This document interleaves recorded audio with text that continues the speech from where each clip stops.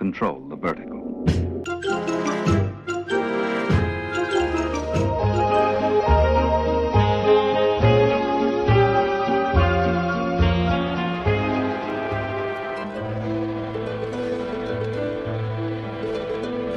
Welcome to Anthologic, the TV anthology podcast. I am your host, Mark. Anthologic is a podcast dedicated to exploring the good, the bad, and the odd of horror, science fiction, and the best of mystery suspense anthology shows and series on TV.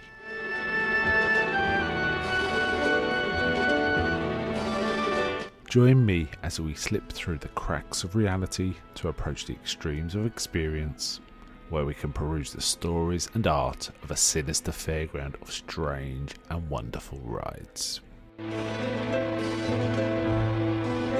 And now we go on to the show that is the focus of this particular episode.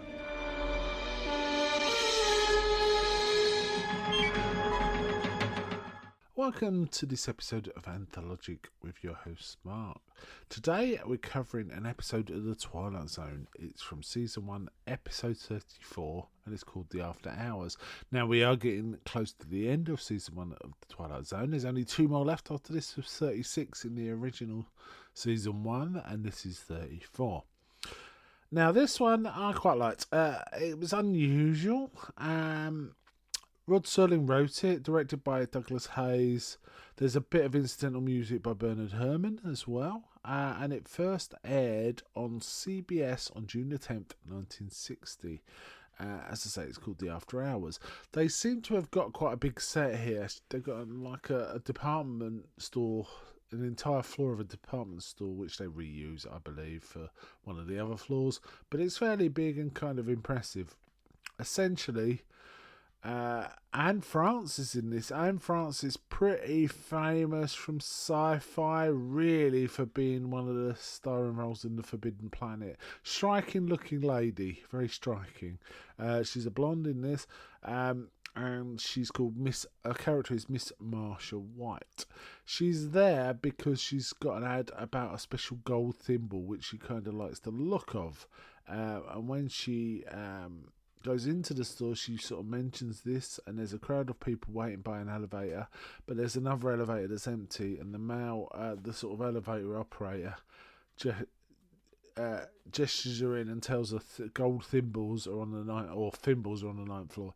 They go up, but the actual the elevator indicator indicates there's only 8 floors in the roof, but they keep going up and up, and I do in fact read the 9th floor. When she comes out, it's pretty much deserted at first, so it's kind of eerie and it's kind of dark, but then a sales lady then leads her to the gold thimble. It's the only thing on the whole floor, and it's a single gold thimble on display. But there's some slightly odd behaviour. The sales lady knows her name, seems to be much more familiar with her than she should be in treating a customer. And at one point she asked Marsha if she's happy. Marsha's kind of offended this woman's being so familiar. She does buy the thimble, and it's $22.50 plus tax, which is around $25 is how the sales lady puts it. She pays and goes down. As she's going down the elevator, she noticed the thimble is actually scratched with a dent in it, and she's kind of annoyed about that. The operator of the elevator takes her to the 3rd floor, which is the complaints department. We then get some comedy business. There's a little comedy business in this that isn't really needed. Basically a floor walker, a floor manager, and the head of the store, sort of discussing things in a sort of comic way, and it's okay.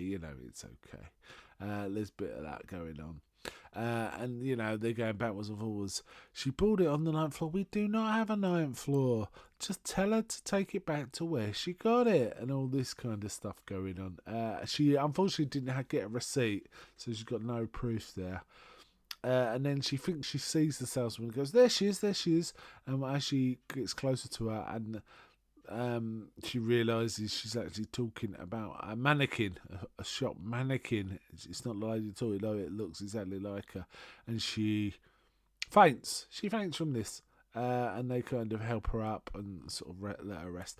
Now, bit of background reading and reading up on this story. Apparently, one of the things they were very concerned about is if this is going to work. They were concerned if the mannequins didn't look right, didn't look exactly as they should, this would all fall flat. And they did actually consider having Anne Francis done up to look like she was a mannequin at one point to see if that would be a possible way forward. But that, again, didn't look so realistic. They did, in fact, in the end, took a mould of her head and a mould of some of the other principal actors in this heads to be able to make mannequin heads of them, and it's not bad. It does look quite good. It's clearly a mannequin, but it does look like Anne Francis and so on. So when Marsha wakes up from her fainting fit, she's actually seems to be all alone in the store, and the doors are locked. It's after hours, so she's kind of shocked she's been left there, and that really isn't explained in the plot. She's kind of just left there. She wanders around, but she can hear voices calling her name all around her, and she starts to see movements of the mannequins, which is very eerie. This reminded me a little of the very famous episode of Doctor Who where the shop store mannequins come to life, which I think is called Terror of the Autons.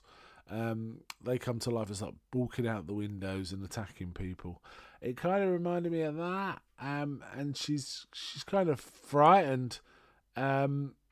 She then actually knocks over a sailor mannequin, but she recognises it as the guy running the elevator. So again, she's freaked out. She runs to an open elevator, which just no one in it, takes her up to the 9th floor. There, she realises that this 9th floor area is just a storage area for mannequins, and then suddenly mannequins start moving and coming towards her and talking to her and explaining that she is a mannequin herself. They're all allowed one turn for a month, so she gets a month going out among the real world, but has to return after that month. And somehow she forgot. It slipped her mind she was a mannequin, and she sort of became human. It's kind of a Pinocchio story, I guess, in some ways. There's some interesting stuff. I won't get to the full ending, but you're kind of getting the idea. I'll leave it for you to watch yourself. I quite liked it. It was kind of interesting. I think the story was a little light for 24 minutes, but it was okay. I mean, it was padded with some of the comedy stuff I mentioned, for example. So kind of liked it. And apparently Anne Francis actually got to keep the head, and she took it home to put hats on it. That's kind of freaky. It was okay. Interesting episode. Had some real good moments, but overall, it was reasonably engaging. I'd put it at sort of that level. This story was actually remade in the first iteration of the Twilight Zone reboot, the 86 version. In that one, Anne Francis' character was played by Terry Farrell, who's probably most famous for being Jadzia Dax from Deep Space Nine. Very striking looking woman, a bit like Anne Francis, in fact. Kind of interesting. So that I think that changed the story a bit about her possibly wanting to stay human at the end. I'm not sure. This was also adopted as a Twilight Zone graphic novel in 2008. There's quite a lot of these graphic novels I understand of various Twilight Zone adventures, particularly the more my famous ones. It's a striking one. Anne Francis really delivers here. She's quite good as the lead, so there's no problems with the acting, the direction, and so on. I think there's a reason. I just think the story was just a little too long to sustain itself. That would be my only concern. Maybe I'm only talking about a minute or two. I'm not talking about 5 minutes, but it was decent. Yeah. Okay, so that was The Twilight Zone, The After Hours, Season 1, Episode 34. I'm going to wind this up here, but before I go, may I ask, is anybody out there?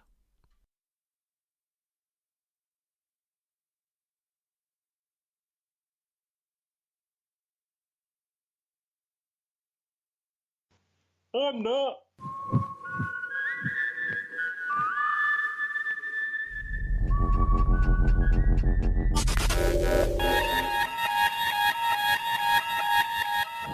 We now return control of your television set to you until next week at this same time, when the control voice will take you to